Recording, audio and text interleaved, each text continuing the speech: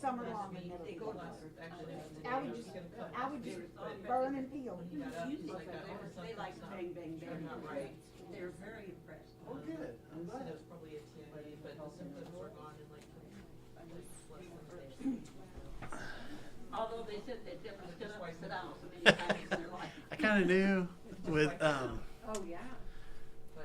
with Stephen leading, especially when you have some of those just really uplifting, upbeat kind of songs, he's gonna make people stand up. Like, so I knew ahead of time, like, we're gonna get a workout today. Yeah. That's right. That's right. How funny. That was her grandson. Oh. Who's grandson? And Jeff Coat. I worked with her at Walmart. Oh, okay. 100 years ago. Well, not 100 years. It just feels like 100 lifetime Feels ago. like a lifetime. That was like his baptism. Yeah, It was. yeah, it was. It was one of the best baptisms I've ever seen. I like the idea they had to get two guys, big guys. Well, because It was like. we talked about it on Wednesday, and Stephen was asking me about the logistics of it. I was like, it'll be fine. I said, just whichever direction you want to. I said, say whatever you're going to say, but then when you're ready to baptize him, move him to whichever direction you want to send him. Move him to one end or the other, so he don't get close to banging his head or anything. But yeah. And it wasn't just about the height. I mean, he's just a big kid. Stephen is like, I don't know that I can. Yeah. He played for Bentonville West, and then he went his freshman year. Yeah, his freshman year. I want to say he was at TCU. That may not be right. Anyway, he got injured, and he transferred this spring. He's going to go to UCA this fall. Yep. So. Well, it was just wonderful. Yeah. What a great Easter. Yeah. The whole service. Yeah. The whole service was such a blessing. Because usually I go with my other daughter, and she was out of town, and I said, why don't you come out and go to your kids? So she was out of town, so he had to settle for Flagstone. Had to settle for Flagstone. So, funny story, years ago, my youngest sister that just passed, she lived in Yuma, Arizona. And so my mom was over there visiting, and Peggy was going to, I think, a Baptist church or something. Mm-hmm. And my mom went with her, and somebody got baptized. Mm-hmm. And, my mom was Catholic. Right. And so when you went down and came up, she goes, "Oh, Jesus!" And they're all going, "Yes." Yes, Jesus. That's right. That's right. That's hilarious. So, okay. Did everybody have a good Easter? Yes. Fabulous, she says. What did you do? I got to feeling better. I've been Oh, well, okay. Yeah. Well, that's one good thing. Yeah. I'm glad you're doing better then. Went out to eat and just, I was so happy Marcia and Bill could come too. Yeah. I discovered this past Sunday there were a whole lot more, at least between our building and Rogers, a lot of restaurants were closed on Easter Sunday. A lot more than I've seen in the past. Yeah. That seemed like kind of a new trend this past Sunday. Airport in, Mhm. what's that called? Louis Stadium. Yeah. Mhm. And the food was fabulous. I've heard the food is really good there. And we only waited maybe 15 minutes. That's not bad. I Yep. went to Jean's, I didn't have to wait at all. Just walked right in. They had your table ready. Yeah, they invited me and I said, sure. That's great.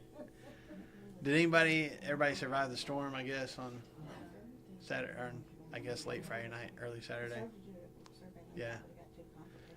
Yeah. Cleaned up everything on the fence line. I always have everything blows from the barn Mhm. and it goes across and ends up in the fence line. So I end up after a storm just going and cleaning out the fence line and taking it all back. Well, you know who likes just picking random grass and weeds and whatever else out of other people's property is the person sitting to your left. Some this morning already. I wouldn't doubt it. She would not like between the pine needles and bones, and it runs downhill, so Uh-huh. it comes What happened with Mother's and Day? my driveway's a little lower. Yeah. It runs in there, so I Yeah. was out there. And across him, he doesn't clean it, it's a corner lot, so Yeah. I cleaned his whole side, but I didn't get it all cleaned. Are you going back? Yeah, of course I'll go back.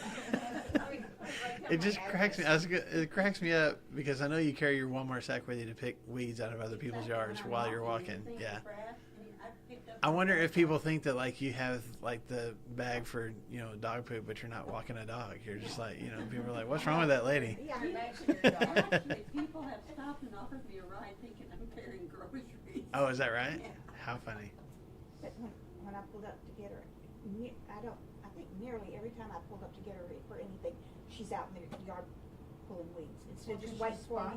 Well, and she Yeah. instead of just waiting for me, she's always pulling weeds out in the yard when Yeah. I'm there. Well, I dug her up a plant this morning Yeah, for her. so I like it. Wait, One of my you plants. did what now? Dug Dug up it a up plant. for her to take home. Oh, okay. Yeah. Okay. But she's always. I thought you like dug up what you thought was a weed and it was, a plant. yeah. Well, I've done that in my own yard Yeah. a few times. Yeah. Okay, we're in the book of Mark. We're still in chapter 1, but we're going to get out of it today, I promise. Or at least reach the end of it today. So, we've been talking about Jesus starting his ministry. Oh, by the way, in case y'all are wondering, Brandon's not here today. Morgan is taking her boards for her, what do you call it, nurse practitioner? Mm-hmm. She's taking her boards today. And so he was giving her a ride to and from there, which is during class time. So that's why he's not here. And then also, I haven't checked today. Yesterday, the hamster's baby, Maud, was gaining a little bit of weight. So they're feeling a little better about it. Feeling a little less stressed about it. God's working. Yeah. And I don't know.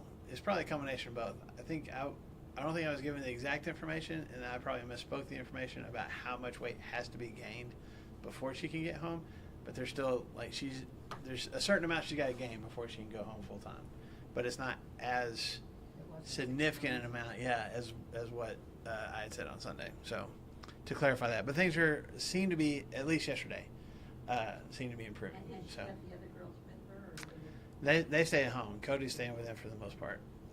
They've brought them up to the hospital a couple times to visit and stuff, but Did Daisy's mom come up from Texas? no, because she's recovering from recent hip surgery and Oh, then gosh. knee surgery last week or the week before. Okay. And so Daisy was like, "There's nothing you can do, so just Yeah. stay there and get better." And then, but she's got a team of people that are checking on her and helping with the kids and all that kind of stuff. So they're doing okay. Okay, so Mark chapter 1, this early on in Jesus' ministry, we talked about him calling his first disciples. We talked about him being in the synagogue. This last week we talked about him being in the synagogue and driving out the evil spirits. And then how he went to Peter's house and healed his mother-in-law. And then a whole bunch of other people showed up at the house wanting to be healed. And the big thing, especially when he casts out these demons, is Jesus making sure that they don't tell who he is. They acknowledge that he's the Son of God, and he tells them not to be saying that. And so we talked about why that was, and a variety of reasons, but the biggest reason is I think, is because he wants to be careful about what people have perceived the Messiah to be, who the Son of God, this Messiah was going to come, and Jesus does not want to be seen as one fulfilling the misguided perception of what the Messiah was supposed to be. So let him preach his message and connect with people and all those kind of things. And at some point, he's going to kind of turn the corner, so to speak, and let people see him as fully as Messiah. But we're not there yet. Okay, so let's look at. We left off in verse 34. So let's pick up in verse 35 here and read this next thing. So very early in the morning, while it was still dark, Jesus got up, left the house, and went to a solitary place where he prayed. Simon and his companions went to look for him, and when they found him, they exclaimed, "Everyone is looking for you." So Jesus replied, "Let's go somewhere else, to the nearby villages, so I can preach there also. That is why I have come." So he traveled throughout Galilee, preaching in their synagogues and driving out demons. So I want to stop right there for a second. So we assume after he went to Peter's house and everybody showed up at Peter's house to be healed, he probably ended up spending the night there. Okay? So I'm going to put a quick bookmark there for a second. Do y'all have kind of your typical morning routine? I mean, everybody, you know, you get up. I don't know. Is it coffee first, or do you start beautifying yourself, or what's the routine for everybody? Coffee first. Coffee first. That's the first thing. Anybody else? Scrambled Coffee? eggs for the dogs first. Scrambled eggs. You make scrambled eggs for the dogs And then I make coffee. before you do anything else for yourself. Yeah. You feed the dogs first. The dog. Okay. The dog. That's right. That's right. It depends on what's on my schedule. Like today it was me first, and then my next thing is to go and send out my encouragement verses to have a couple of people that I send to every day. Okay. And then I make myself a cup of coffee. Or I go to Starbucks and get myself a cup of coffee Okay. on the way over here. Okay. But that was just today. So like so a normal so day. every day you start out at some point in the morning you're going to send out verses to Yeah, if people. I don't have anything to do and have to get dressed and ready right away, I'll just go and sit and do my text messages to Okay. people. Well, good. I get up and start lunch. You don't get up till 11. You start lunch? Like start making lunch? And by the time you get up? Okay.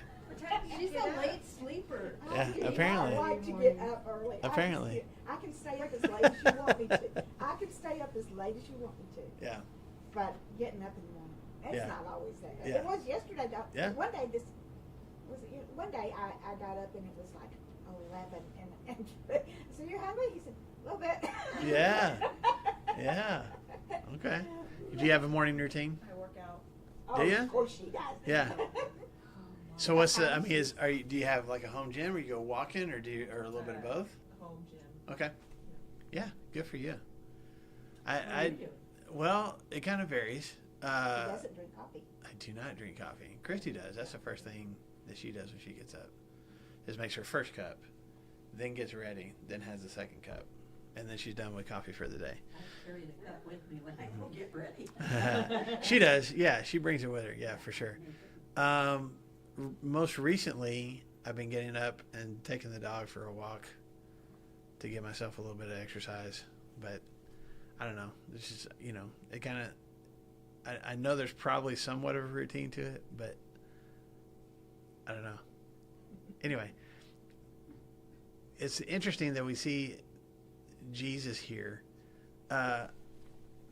When he gets up, and he gets up very early in the morning, and it says while it was still dark that Jesus got up.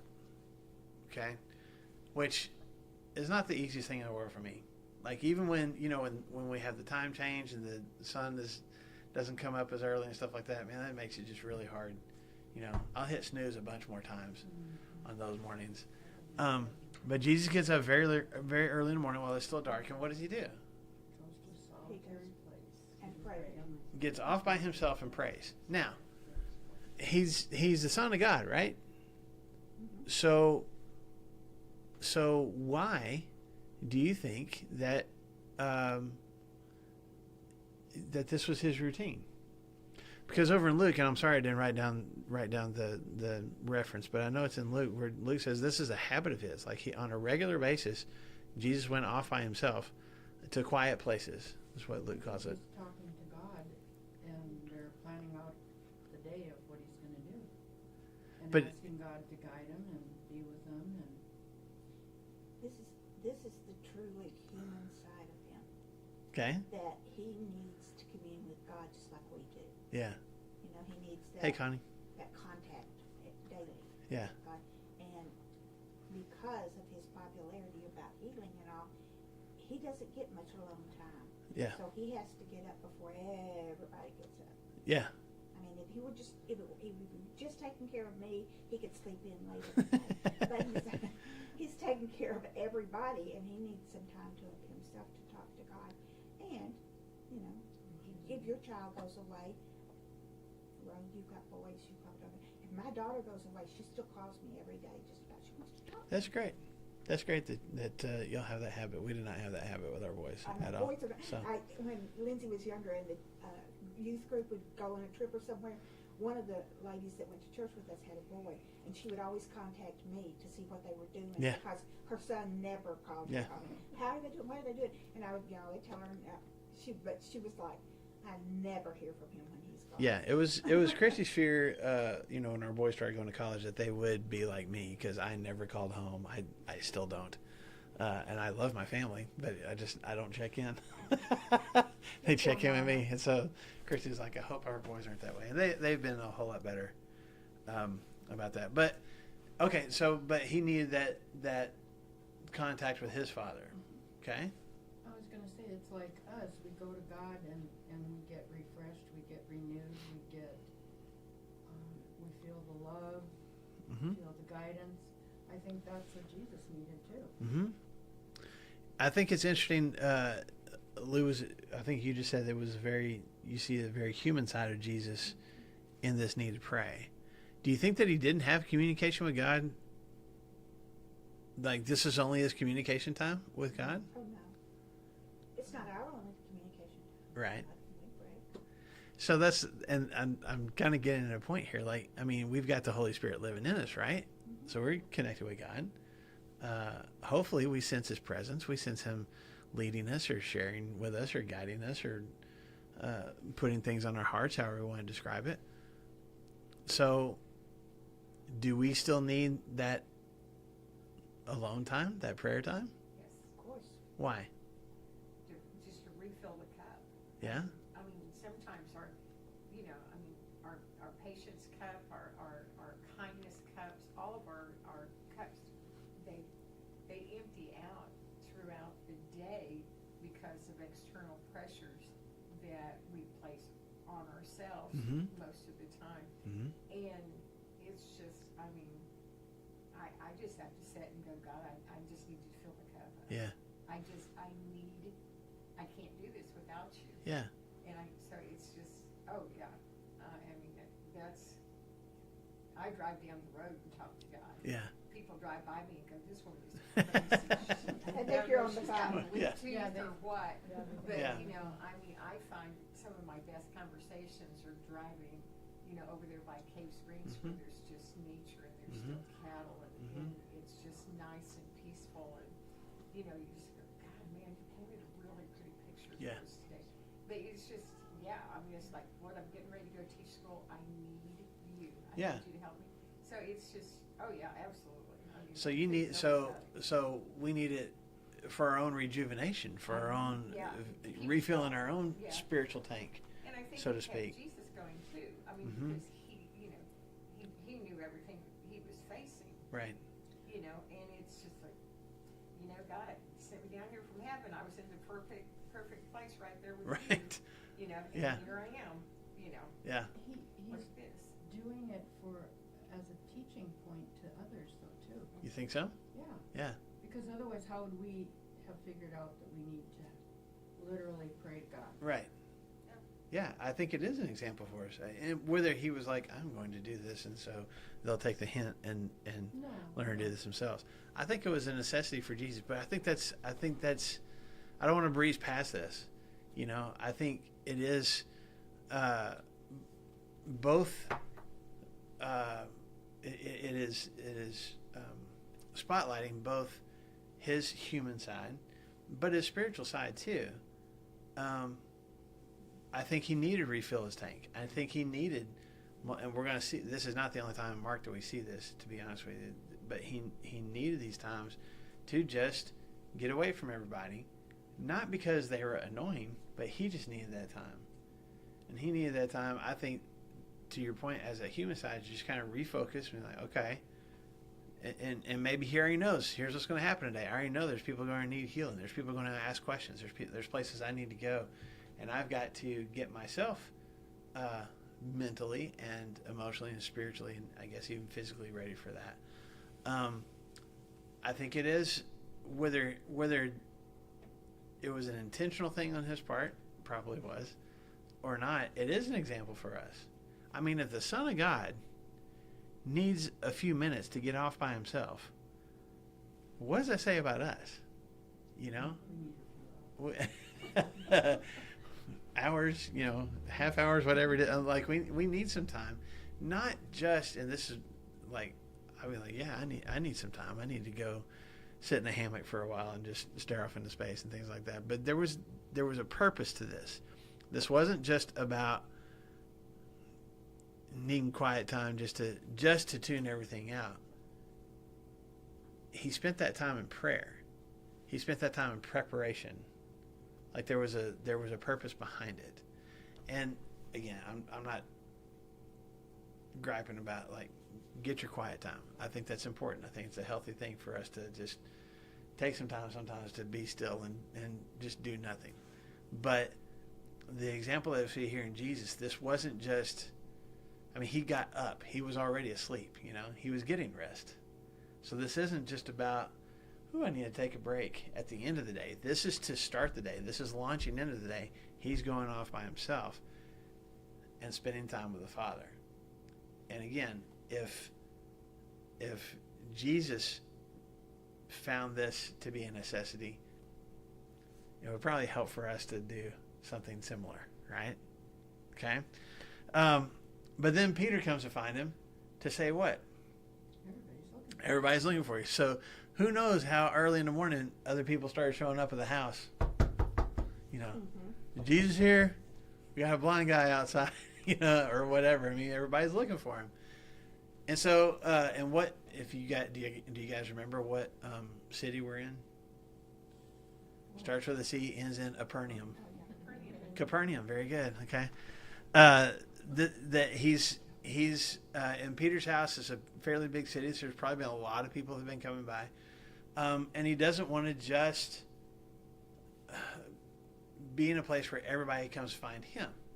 He's going to go out and find people, not searching for people to heal, although that's going to happen. What is he wanting to do? Okay, I've got a message. Okay, I got a message and I got to preach. And I'll just remind you guys, what is Jesus' message? Go back to verses 14 and 15.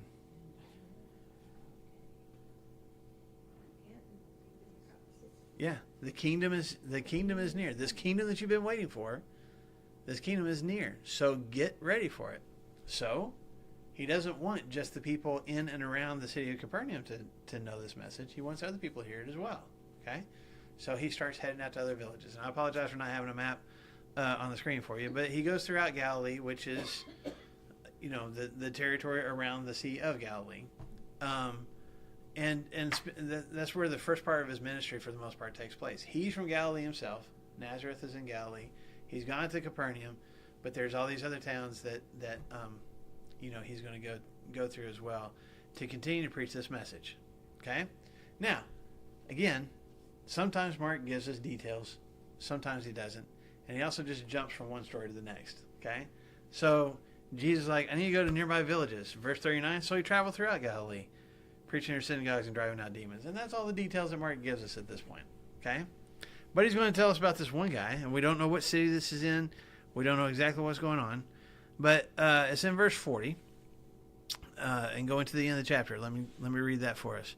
A man with leprosy came to him and begged him on his knees, if you are willing, you can make me clean. Filled with compassion, Jesus reached out his hand and touched the man. I am willing, he said, be clean. And immediately the leprosy left him and he was cured. Jesus sent him away at once with a strong warning. See that you don't tell this to anyone, but go, show yourself to the priest, and offer the sacrifices that Moses commanded for your cleansing as a testimony to them. And instead, he went out and began to talk freely, spreading the news. And as a result, Jesus could no longer enter a town openly, but stayed outside in lonely places. And yet the people still came to him from everywhere. Okay, so we got this guy with leprosies. You might have a footnote in your Bibles where it has a word leprosy. It says the word is used for different diseases too. Yeah, it's a variety of skin diseases.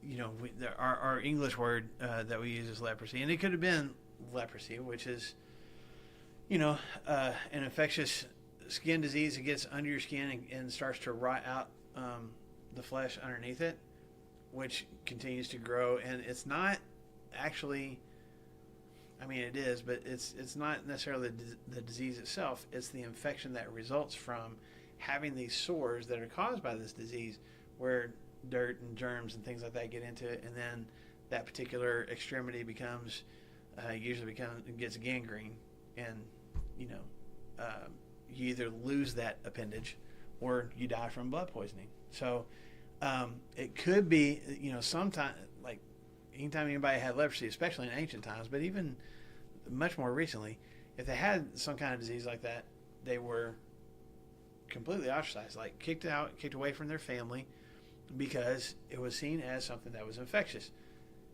And it wasn't necessarily, this is what, some of your medical professionals that look back at this, especially when they don't know exactly the exact skin disease that it was, but there's a lot of infections that you get from skin-to-skin contact. So if I've got, some kind of cut or scrape on my hand, and then I touch your infected skin, I'm going to get that bacteria and that disease, in me. So it wasn't necessarily like an airborne kind of thing, like I have leprosy, and if I breathe on you, then you're going to have leprosy. Although people back in this time might have thought that, you know what I'm saying? And so however this is happening, breathing on me or touching me or whatever it is, you've got to get away from me. And they would have leper colonies. People would go out, and fellow lepers would have to live kind of by themselves. In sometimes in a commune kind of situation where we all have leprosy, so we're going to live here together. Sometimes just they found places to kind of live on their own. It was a very, besides the pain and the dealing with just the symptoms, the distance that was created from this. Think about, and I saw your hand a second ago, so I'm going to answer your question. Give me just a second. But think about 5 years ago when everybody started distancing themselves because of COVID, right? We still weren't totally for sure exactly how infectious it was, or how, we're pretty sure it had to do with breathing, but there's also we had to stay away from each other. And what happened to, maybe some of you guys, but what happened to a lot of folks during that time when we shut everything down and everybody's wearing masks and everybody has to stay inside all the time? What happened to a lot of people? They got depressed, they got lonely, a lot of mental health issues. Why? Because they couldn't be around people anymore. And just that physical touch, just that closeness, just not being able to have that anymore was debilitating for some people. And I feel like we all got at least a little bit of a taste of it when COVID was at its height, and we were really trying to, shut ourselves off from each other with the best of intentions. So you can imagine how not just physically debilitating leprosy was back in this time, but how emotionally debilitating it was. How desperately some of these people would want to have and would be craving connection and interaction and not be allowed to have it. Okay? The other piece of this is, especially in the Jewish mindset of Jesus' day, if you had this infectious disease that wouldn't go away, besides, you had some kind of, they weren't even totally for sure back in ancient times about germs and all that kind of stuff, okay? So what might be one of the reasons that you had this disease? You were a sinner, and God was punishing you. And that was another reason to be, you are unclean. You are physically unclean, but you are also spiritually unclean. And you had to be off by yourself until God chooses to heal you, until you get back on God's good side. You're not just sick, you're a sinner. Okay? So all of that is wrapped up in this man that's coming to Jesus. Which is why it makes more sense when he says in verse 40, before he asked for him to clean him, what does he say first? If you're willing. Why would Jesus not be willing? Here's a man with a disease that's obviously ruining his life and physically, hurting him. He didn't know that Jesus was compassionate at that point. Because what would most of your rabbis say? Get away. Stay away from me. Okay? Somehow this man has heard that Jesus has the ability to heal. But if this guy has been told for who knows how long, not just, hey, you need to stay away from people because you have this disease, but you need to stay away from people because you're a sinner. I'm not allowed to get close to rabbis. Those are holy men. Those are guys that are in God's good graces, and I'm not. And I don't know that he will allow me to get close to him in order to be healed. What was your question, Sherry? I've been doing a lot of talking. A little boy, another boy set him on fire, and it pulled something out of his system. So consequently, he'd break out, and they sent him to Mayo Clinic, and it would be like sores, but he took something from his system. It was his legs and stuff that burned so bad. And all his life, he took the same medicine that they give to lepers. Is that right? And that would keep it. If he didn't take those pills, in fact, when I was dating him, we carried him in, remember those little aspirin things? And my mother, because he'd take, I have to take so many a day, my mother said, you didn't check him out, he's kind of pills. Yeah, you know? yeah. But He's he popping had pills to all take the time. And if he didn't take them, then he broke out, especially in his head, it would get. Yeah. So the same kind of medicine they gave to lepers. Same medicine that they give lepers. Yeah. It's interesting. When I went to India several years ago, and the ministry that we're still supporting in India goes once a month to some villages near the area of the ministry that we support, because they have a lot of people with leprosy. And in India, you still have, probably not to the extent that you had, centuries ago with the caste system and the different levels of, the social structure or whatever.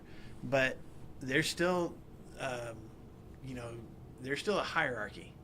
And down at the bottom are still the outcasts, who are lepers, or your people who are HIV positive, or, different people like that. And so they are not allowed, they're ostracized by the rest of the community.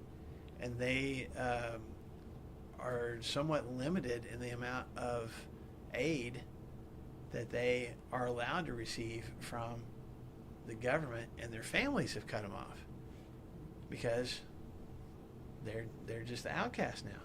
And so this ministry that we support goes out once a month and gives, rice and some other, blankets, some other supplies to these lepers. And it was so odd to me the first time, when I was there, and we're, distributing these bags of food, and here's these older women, a lot of them are widows that have been ostracized by their family, who are so thankful. And they don't speak English, I don't speak whatever it is that they speak, but they just their sign of thanks would just be like prayer hands. They're just so thankful, but it would, I can't even mimic it. Like, there's nothing there, it's just the this part of their hands, and they want to grab your hand and pray with you, and I'm thinking, they got leprosy. That's your first but it's not. And there's even cures. Like, we have cures for leprosy now. It's they're getting their access to it, and again, even if they don't have that disease anymore, they had it and they lost those digits because they got, infection in them. So they have that stigma. Yeah. And so they're perceived as, these outcasts. That was in 2018. So, when I see, it just kind of opened my eyes when I see stories like this from 2,000 years ago, and just recognizing how painful it had to have been for these lepers, but how emotionally painful it had to have been as well. And how this guy is coming to Jesus almost like he has no other option. He has no other hope. He's heard that this rabbi can heal people. But even then, he's not for sure. Not that Jesus can, but that Jesus will. And I share that with you because I think that there's probably people that we know, not lepers, but people who need something fixed in their lives. There's something that is broken. There's something that's not right, and probably because of their own choices and consequences of their own choices. But they don't come to church. They don't try to connect with Jesus. Not because they don't think that maybe there might be answers there, but they're not for sure that people would want to help them. They're not for sure that Jesus actually does care about them. And that hasn't changed in 2,000 years, you know? And that's where I think, what's Jesus' response in verse 41? I'm willing. Yeah, I want to help. Let me heal you. So, going back to what you were saying a second ago, Mariette, we see Jesus going off by himself to pray. Is that an example for us? Yes. For sure. We see Jesus willing to do what he can to heal someone who everybody else has said they don't deserve connection. They don't deserve relationship. It's not just Jesus doing these things. We need to see the example that he's setting for us as his followers. That we need to be willing to step into people's messes with them and see if we can help them as well. Yes, ma'am. Well, I was just gonna say that when you read that verse 41, I think your version said he was compassionate. Uh-huh. Mine says indignant, which is like the complete opposite. Yeah, it's interesting. What version do you have? NIV. Okay, but you see, I have the 1984 NIV. And mine says moved with pity. Yeah, moved with pity. My King So- James says compassion. Okay, so Okay, so we know. so- Now, right? Yeah. yeah. It's okay. I've even got a note on this. It's a Greek word that literally means the inmost parts. Okay, so it is an emotional. I am emotionally moved from deep within me. Now, sometimes that could be anger and frustration. I am so just. It's a guttural frustration, indignance that I'm feeling, okay? Or I can be moved, with compassion and mercy, okay? I kind of feel like it's the latter here, but I really feel like that basically it's the Greek word is saying Jesus didn't just look at this guy and go, oh, yeah, I can heal you, and like snap your fingers and move on, or be clean, he says, and, like it was just tossing a quarter to somebody begging on the side of the highway. That wasn't it, okay? Jesus was moved by the situation that this guy was in, and I think by his question.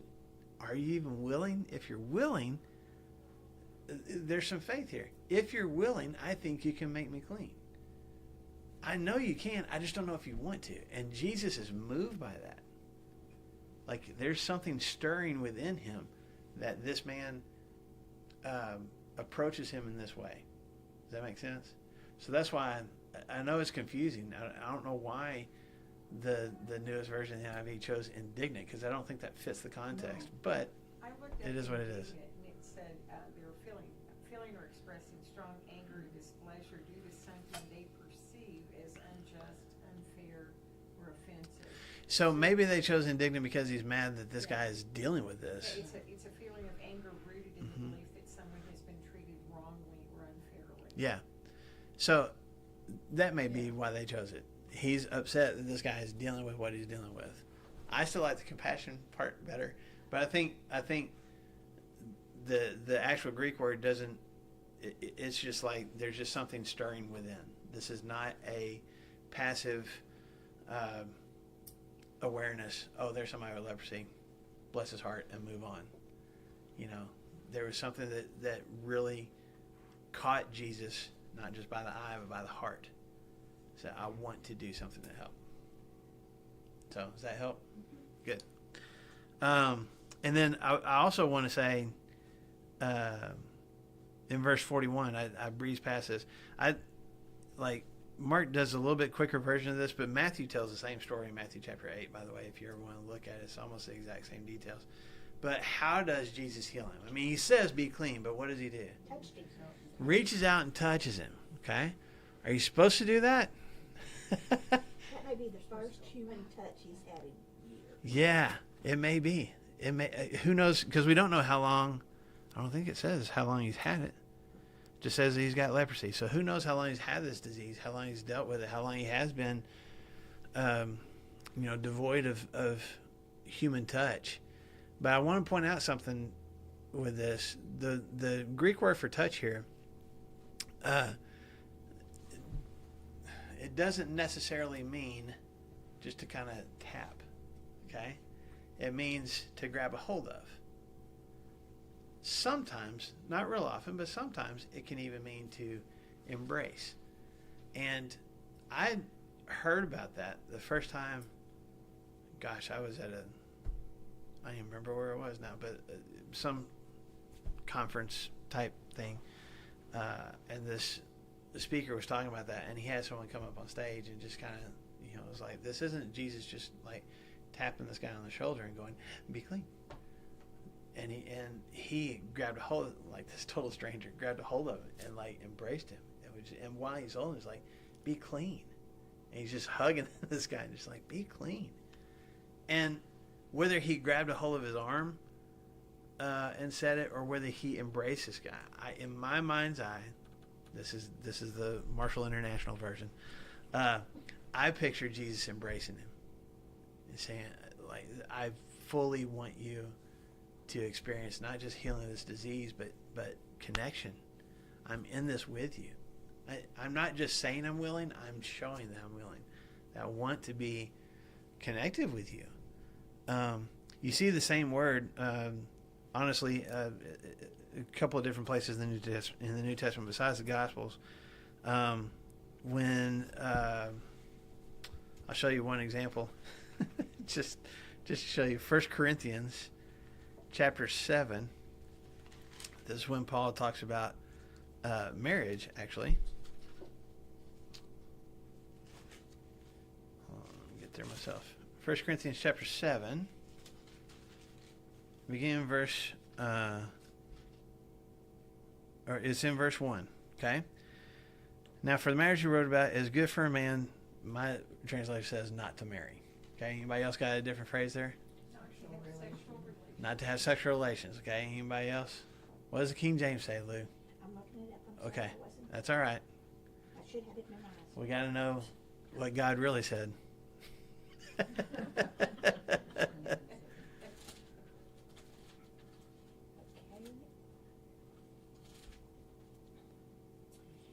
Now, concerning the things of which you wrote to me, it is good for a man not to touch. Not to touch a woman, okay? So, the same Greek word that is used for Jesus touching this leper is the same Greek word that Paul uses here in 1 Corinthians chapter 7, okay? So again, how are you going to use that? I don't think we're talking about sexual relations here in Mark chapter 1. I'm just saying it's not just a tap with the tip of your finger. There's a closeness. There's a physical connection. There's an intimacy there. And that's what's on display in this moment with this leper. And I think that's just a powerful message, again, that Mark just kind of breezes through. But man, the distance that Jesus closed and the healing that took place for this guy, not just from the disease, but from the disconnection that he's been experiencing for who knows how long. And for Jesus to say, man, I'm willing, and be clean. But then he tells him to do what? Don't tell anybody. But there is something he needs to do. Go back to the temple and Do an offering. Right. So if you go back in the Old Testament, you read through Leviticus and I think Deuteronomy, there's rules. There's rules on, if you had one of these infectious skin diseases, it was possible for you to get some kind of healing from it. And so you can go back and look at it. There's a whole process that you had to go through. The priest had to examine it. You had to wash and do the ceremonial washing. There were sacrifices that you had to make. And then the priest would declare you are now officially clean. So Jesus says, go do all that. Why does he tell him to do that? Well, he's still under the oath of the law. Okay, it's the law. Why else? So he can get back into community. Yeah. If I have been to, like, if he just showed up back home, it's like, no, I'm healed. People are going to be like, prove it. Well, he can look at, he can show, like, I don't have it anymore. But there's still, we need official documentation. We need a priest to give his stamp of approval on this. So Jesus is really going out of his way going, listen, don't just let people take your word for it. Go and prove so that you can go home and get back to your life, which again is another compassionate thing to do on Jesus' part. But he does tell him not to do what? Tell anybody. Don't tell anybody, okay? Don't tell anybody about this. So, hearing Jesus' words, the guy does what? Tells everybody, okay? He talks freely about it. I mean, he just anybody who would listen, he tells them about it. And as a result, what could Jesus no longer do? Couldn't go in. I mean, if he was in public, there was always a crowd around. So if he wanted to be by himself, what did he have to do? Go out in lonely places. And even then, what's the problem? They still showed up, okay? So Jesus, tries to almost make a hermit of himself somewhat, at least from time to time. And there's people that still come out and find him. It's almost like the lepers, they either were in a colony or they were off in a lonely place by themselves, and that's what Jesus had to do. Yeah. To heal them. He kind of had to almost make a leper of himself. Yeah. Yeah. I think it's still a testimony to how he doesn't want this Messiah perception, at least the typical Messiah perception at this time, because if he stays in town and more crowds show up, who's that going to draw the attention of? Yeah, not just the Jewish folks. The Romans are going to start paying attention to this. And then word's going to get out, hey, there's a guy that's starting to gather crowds to himself, and there's a problem, and Jesus doesn't want to have to deal with that at this point. So he's making an effort not to be completely secretive, but he just doesn't want to perpetuate the typical perception of the Messiah at this time until he's ready to fully reveal that about himself. And yet people are still coming to find him. Yes, ma'am. Why do you think? I mean, Jesus had just healed this man, and he only asked one thing in return: don't tell him. Yeah. And yet this guy goes out and tells everyone. Yeah. Why? It's a good question. Why? Anybody else? Why do you think? Why do you think the guy said it? That was like deja vu that we had that question in the study that we just finished, didn't we? Maybe. Or in one of the recent ones about why did God they? commands us to do a lot of things that we don't do sometimes. Yeah. And why? Yeah.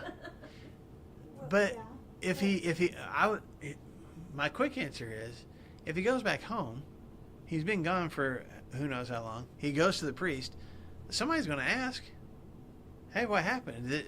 Just all of a sudden it's gone? What happened? What would you answer? This man. This guy, Jesus, people keep talking about, he healed me. And we tell them the story. Now, having said that, even if he initially tried, I might tell my wife, I might, just whatever. If he might ask, I'll tell him. But that's not the indication that we get here. It says what? The man did what? Talk freely. Like he is going around telling anybody who will listen.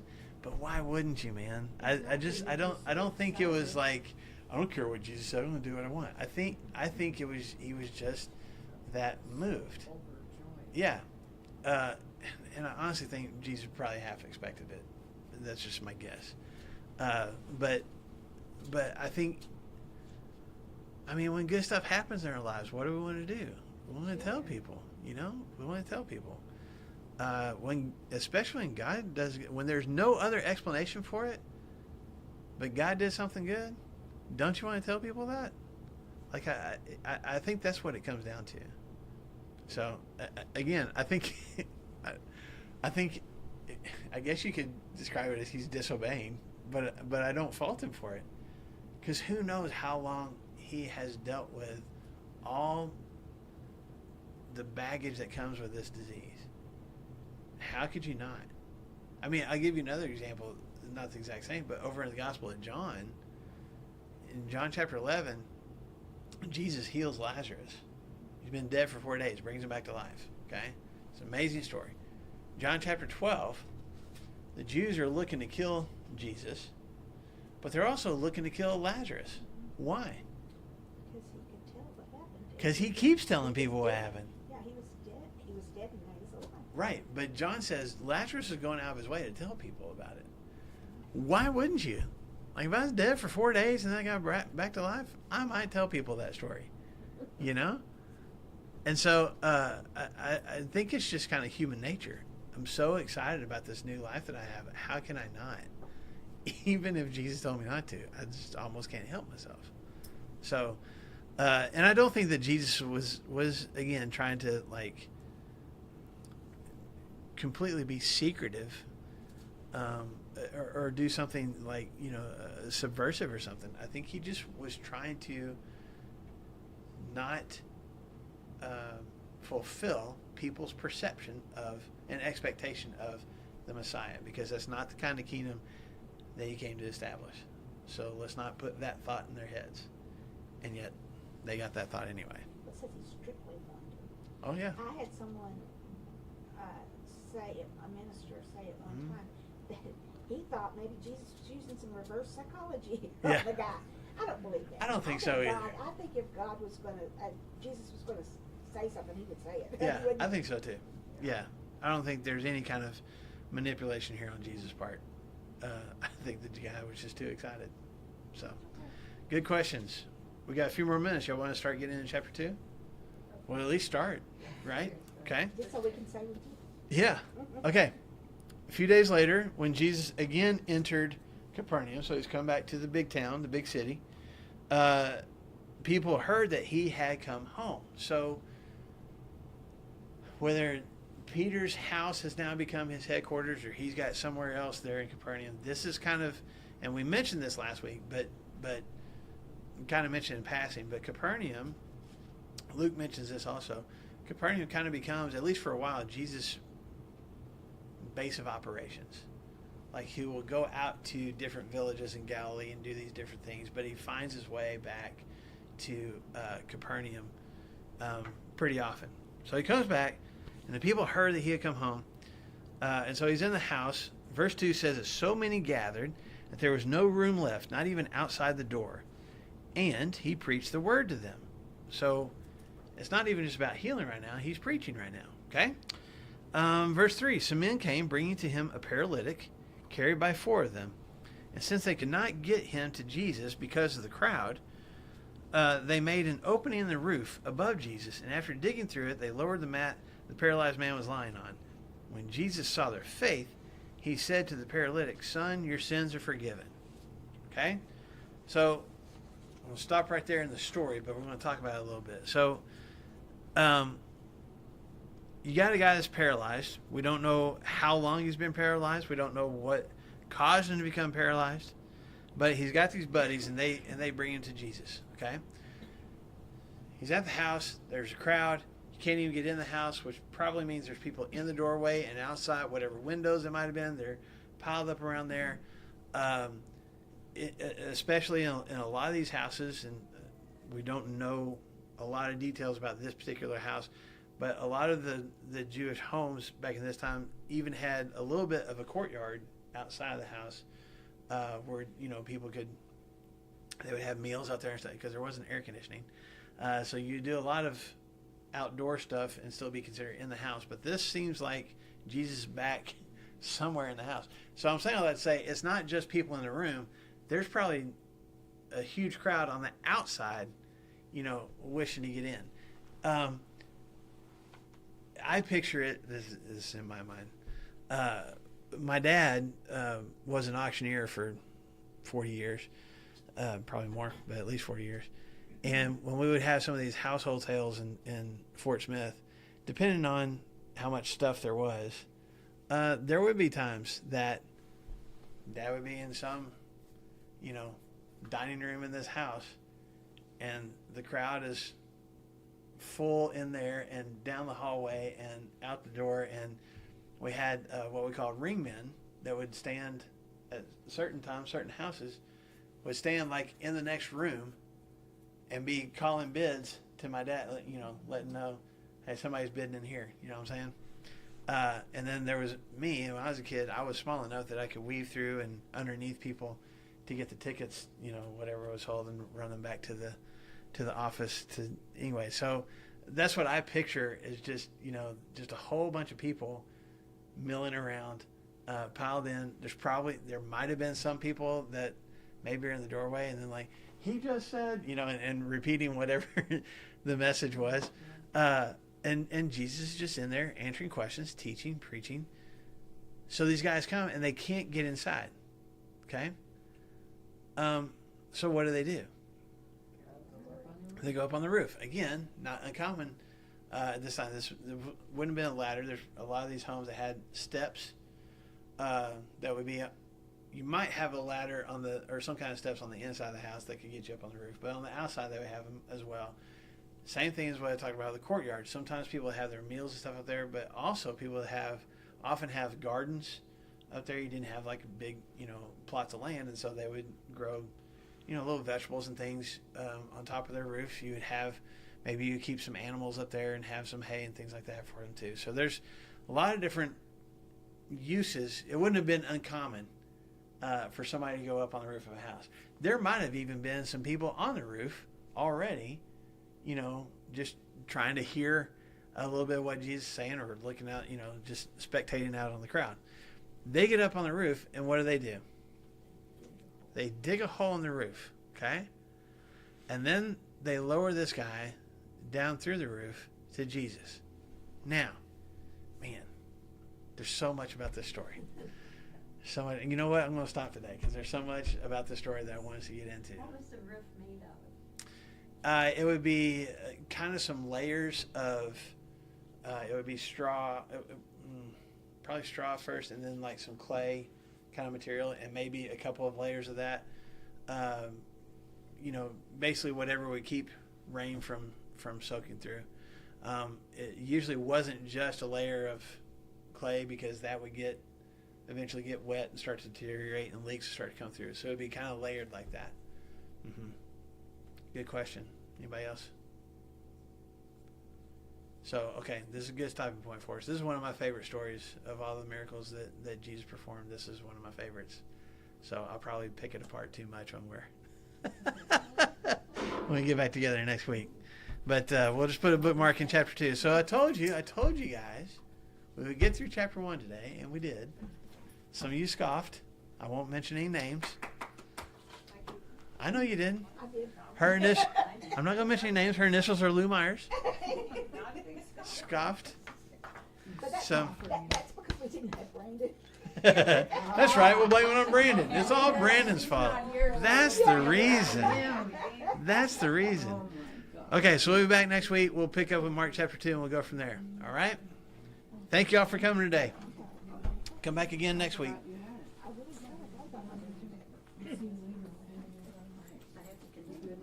Love you, my friend. Oh, and make sure you get a piece of crumble cookie before you leave. Oh, yeah. Oh, yeah, it's evil, but it's